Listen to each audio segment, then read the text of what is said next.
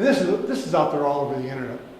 Nothing you see in here is like magic. But add this one, for sure.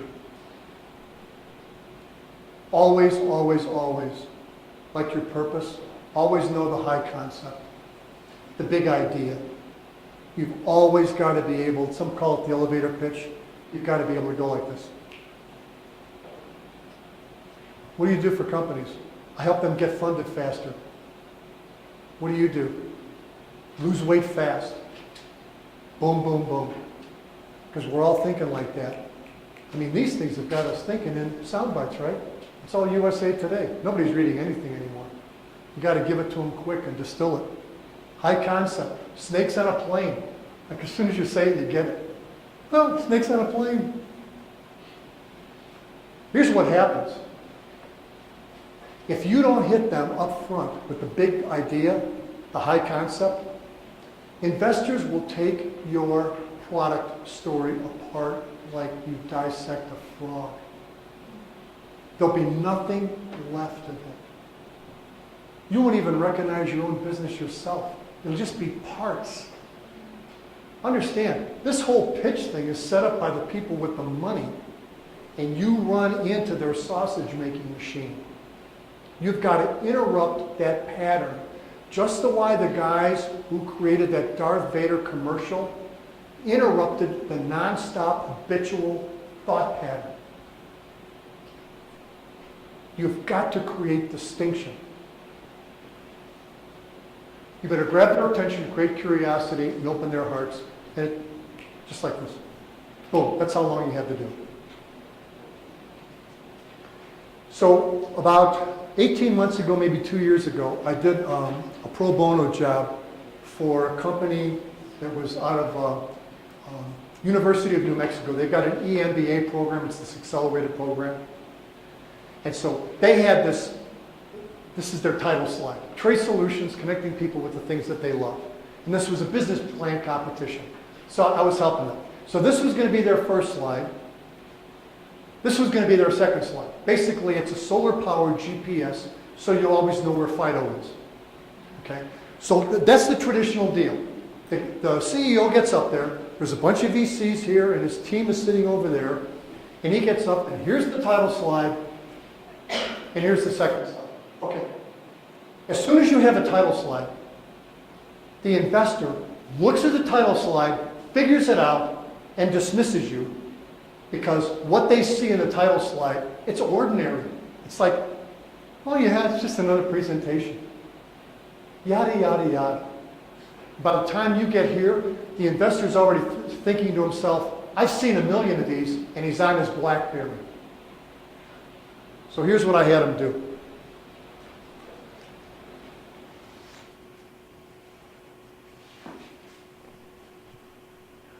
I had him do this. Start with this. So the CEO got up there. This was on the slide. And he held up the poster and said, sadly, he said, we've seen posters like this hundreds of times, haven't we? What this poster says is, I've lost my Stella. She's 4 years old. I got her from the pound. She and my cat Kinko, they're best friends. She jumped the fence in our yard on Friday. She's 45 pounds. She's kind of goofy looking. She's gentle, but she spooks easy. Please, please, if you see her, call me. And he looked around the room and said, so how many of you have ever had a pet? Raise your hands. Then you know how terrifying it is to think your pet's been lost. Maybe you'll never see it again. And he says, that's why for us, and the CEO turned and he looked at his teammates, he said, for us this project, it's not a school project, it's a business that we're going to create right here in New Mexico. And this is what we're going to call it. It's the same pitch. It's just Stella gets added in the very, very beginning. Okay? One of the VCs broke into tears.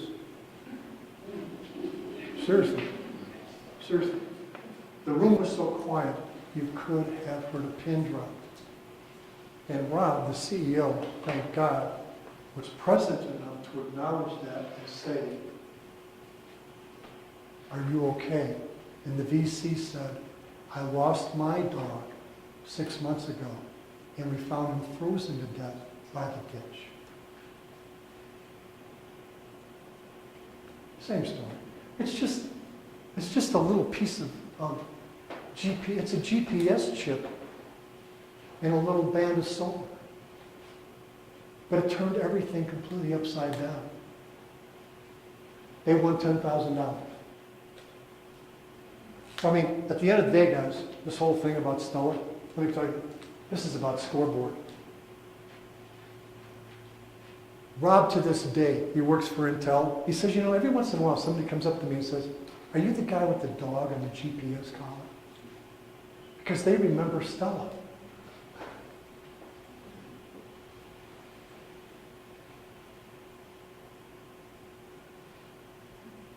This is what it's about. And I got to tell you something. They would have won first prize, but their technology didn't come out of the university, so they won second. Let me tell you, I was there for all the presentations. Anybody who followed them, game over. So I have a nonprofit client in Albuquerque. So they were going to a big foundation to make a pitch. They were competing with 80 other nonprofits. They were giving 20 minutes to give a presentation. They were going to pick 6 winners out of the 80, and the top prize was going to be 120 grand. So these people on these panels were going to see nonstop, back to back, for days in a row, yada, yada, yada, yada. And my client, this is what the slides looked like from the year before. Okay? This is what these panelists see from every one of the nonprofits. Just data, data, data, cycles of violence. I mean, it's total and complete abstractions. So this year I said to the executive director, start like this. A couple slides that say, we see the news, we see the TV, we pick up the newspapers. A man comes home in a drunken rage. He shoots his wife. He's carried off to jail. There's a 4-year-old and a 6-year-old in that home. And we ask ourselves, don't we? What happens to the children? What happens to these children? And at that point, the executive director said, follow me and come to our facility and I'll show you where we bring these children. And there they conduct a room-to-room tour of how these children are introduced to forensic interviewing and then finally therapy and psychiatric healing. They won the $120,000 grant. We've got to figure out a way to stand out from the crowd and separate ourselves from the ordinary. And we've got to realize that these VCs and all these people that we talk to, they've all got hearts. I mean, they're really just like us. But we have a tendency to put them up on some kind of a transactional platform. They have something that we want, and at that point, all the power is given to them. We humble ourselves in the worst way, and we never, ever, ever step into what we can really make available. If you hear yourself spouting numbers, that's the sound of a deal slipping away.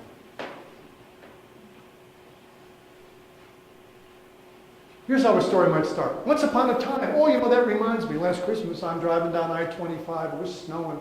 Funny you mention that. You know, it wasn't always like that. Heck, I remember when there were rotary phones. Picture this. Just imagine. So, tell me about yourself. We got all kinds of ways to get into stories. And this is what it might sound like. So you could go through this. You could go through these 12 slides. But what you might say is, see this? The hell with the title slide. You go, see this? Anytime you get a chance to show somebody something, and say, yeah, take a look at this. Wow. Huh? What about that? Taste this cookie. Feel that phone. It's an ounce lighter than the 4S. Check it out. Anytime you get a chance, or anytime you get a chance to walk up to something like this and write on it and then bang on it. Invoke every sense you possibly can to create memorability. And when you bang on something, it's like, you know what, this I believe in, okay? It's right here. Check this out. Any audience, VC or the person at Starbucks, is going to look at you and they're going to say to themselves, does this guy believe what he's telling me? And if you don't show up completely alive and engaged and engrossed in your own story, it's going to say, look, dude, if it's not important to you, why should I give you that kind of money? This is the state stuff. This is where we got to check our attitude getting up in the morning. So the problem is this what's going on? And you know what it's causing? Massive deficits. And solution. So here's the deal. Just imagine if we could do this. You know, right here, there's over like 12,000 people that are ready for this technology.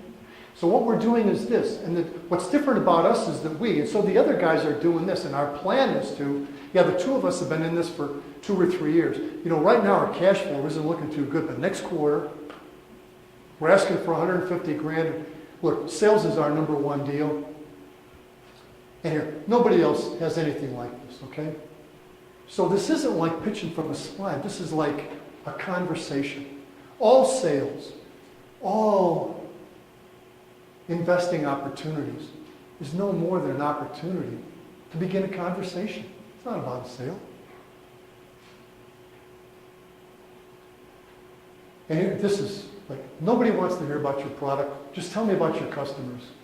So if somebody says, I hear myself saying, so you know, I got this widget, and it's like, this is so cool. It does this and it does that, and it does this and it does that. And it would sound so much sweeter to the other guy if I said, let me tell you what our customers are using this for. It's all about the application from the customer's point of view. In this mythical before and after story, it's always the customer that has to be the hero.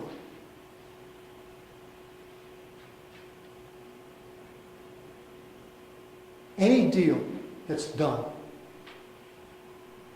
this person's going to go home and tell their spouse. This VC has got a board. They're going to go back and talk to their partners. Yeah, I was in Chicago, I was at this big thing, the Rocky Ventures, and you know, there was this one guy, I saw this amazing thing.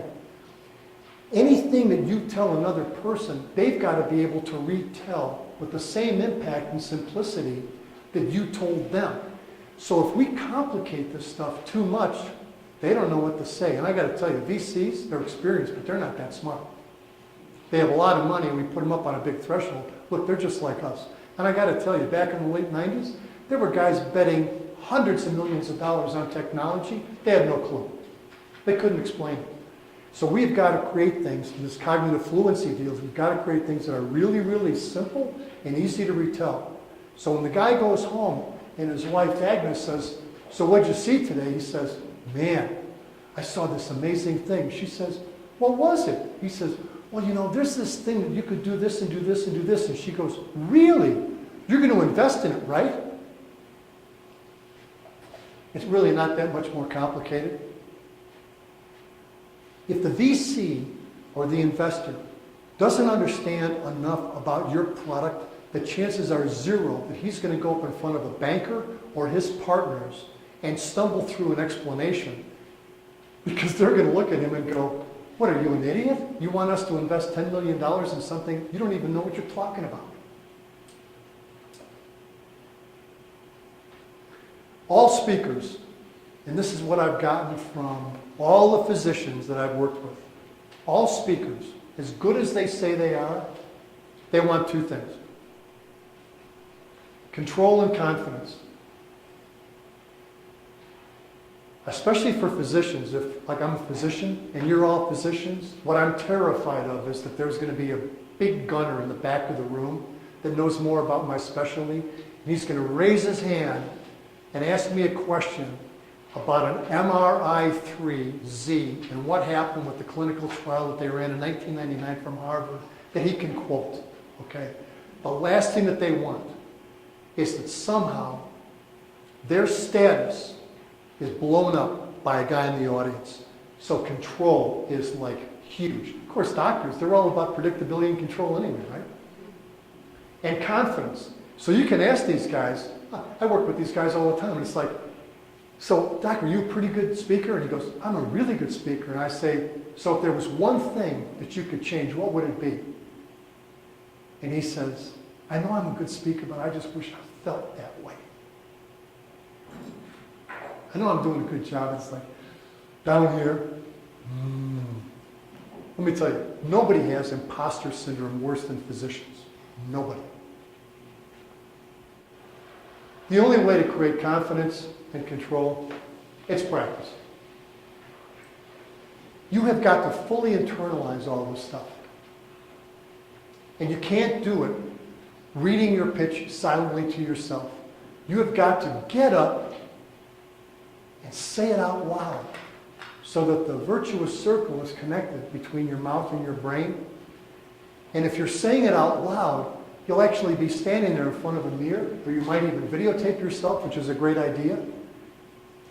And you'll be talking to a slide like this, and you'll say to yourself, that sounds stupid.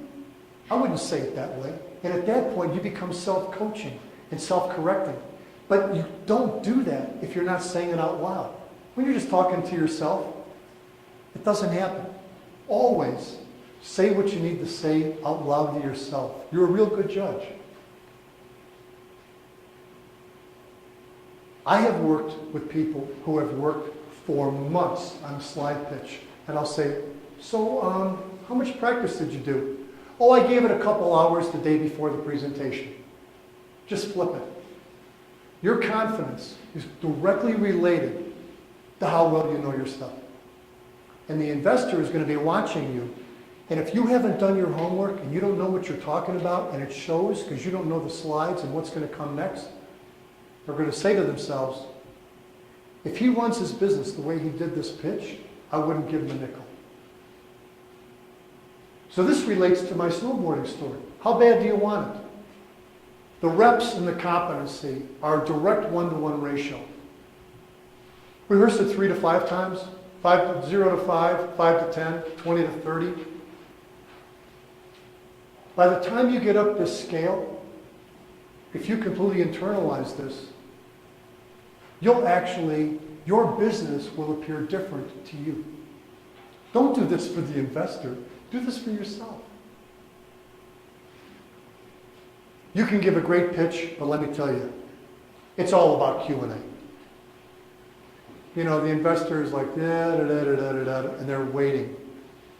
They're filing their nails for Q&A. In Q&A, you have to pick the hardest questions that you can imagine about your business. Write down all the questions where you say to yourself, these are the questions I hope I never get asked. Those are invariably the questions that will be asked. What happens is you give a piece of paper. Give a piece of paper to your pal and say, ask me this question. I don't care how much you know about what you know. If I ask you a question about why you love snowboarding so much, the first time you're asked a question that takes you by surprise, the answer takes a long time to get to, and the answer winds up being really, really dense, just a lot of words.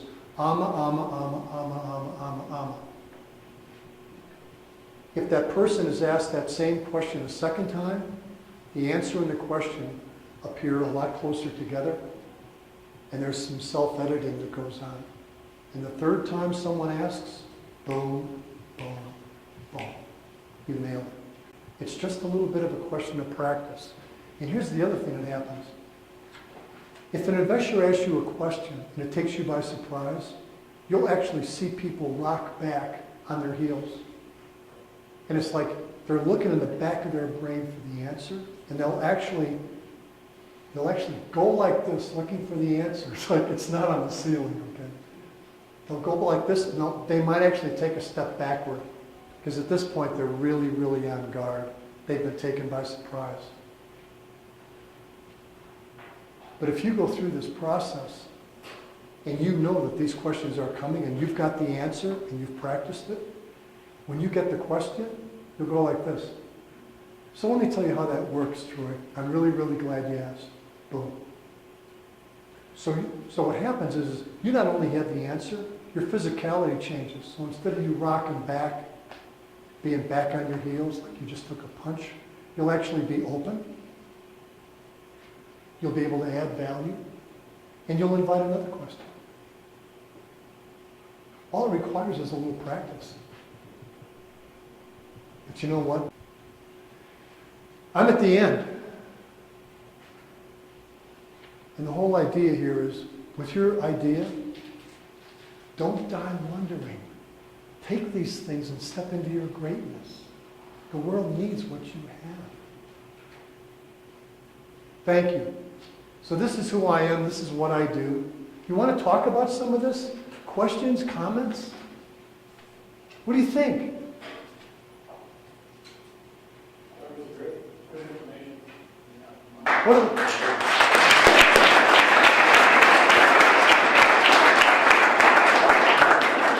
What should we talk about here? We got a couple minutes, some questions, some comments. These are just my opinions, you know. Yes.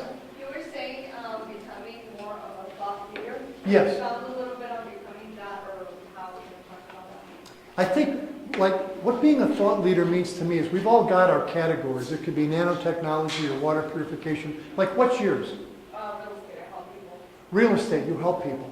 So there may be a particular slant that you can see where there's a niche within your category where you could say, you know, about this thing in real estate, nobody knows more about this than I do, and here's why. And that is, people are looking to work with experts. And so it's to be able to take whatever category we're in and really making a thoughtful study of it. Does that make sense? It's really diving in as deep as you can into whatever you're doing. It's commitment. I got to tell you, this is really comfort zone stuff. This is very, very scary. And I think one of the reasons that it might be good to work on this stuff, and that is, what kept me in my seat? So there are 8 guys around a conference room table. There's a big white board there, and I've got an idea. And what is the difference between going from here, I'm sitting here, and I've got this idea, and there's a moment when I say yes, and I go, or I don't. It's like, what is the moment when I go like this, and I break that inertia, and I walk up, terrified, and I say, I've got an idea. Is it okay if I just show you what I've got, and you ask permission? It's like, yeah, okay. It's like, well, you know what I was wondering? And you take the chance. This is gutsy stuff, and to me it's one of the reasons why corporations don't get a lot of stuff done, is because in so many of these closed systems, we're not invited to take the chance, because standing up here and making a fool out of myself when I've got a 22-year-old career on the line, wow. I think I'll just rather sit here. And I've been at Zenith and Bell and Howell and Rockwell International, and I'm not here to trivialize or to make this sound simple by any. Can you imagine doing that in a boardroom which is, again, a lot of the culture I came from, you know, asking for a $60 million research budget and go flip chart. I think my people that I respond to would say, what the hell's going on here?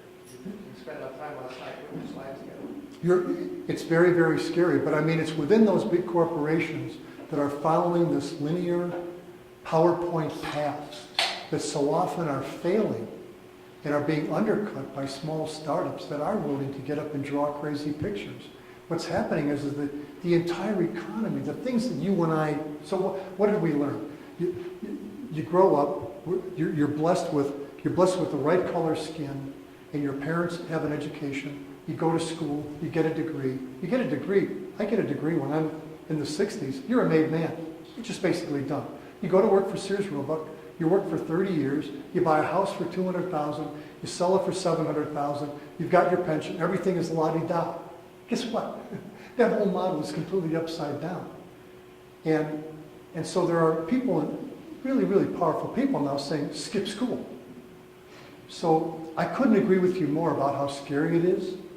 I mean, and believe me, in the bowels of the Fortune 500 companies that I worked with the suit and the tie and the vest, hardly anybody get it. So, I mean, I agree with you. It's the scariest thing I can imagine doing. Well, and the scarier thing is coaching an entrepreneur that's what you ought to do. That's something I just have to think about. So if I can, let me tell you a story.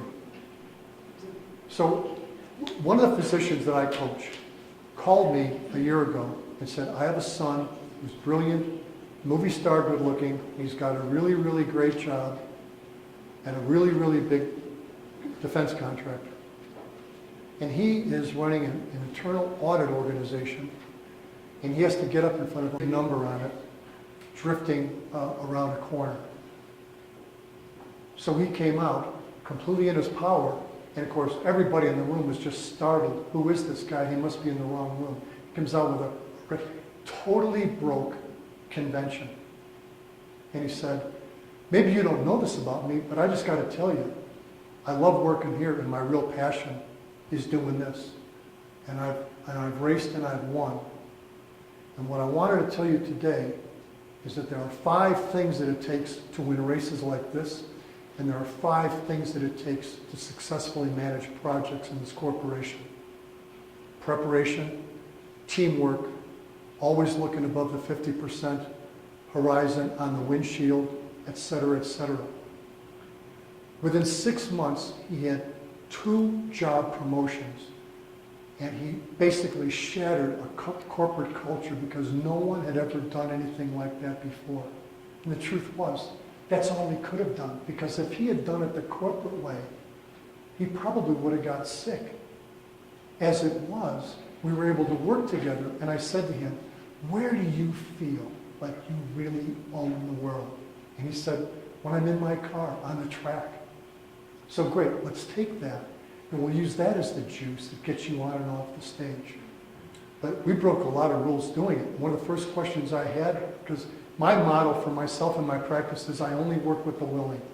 And that is, are you willing to step far enough out of the box where you're terrified to even think about doing this? And he said, yeah.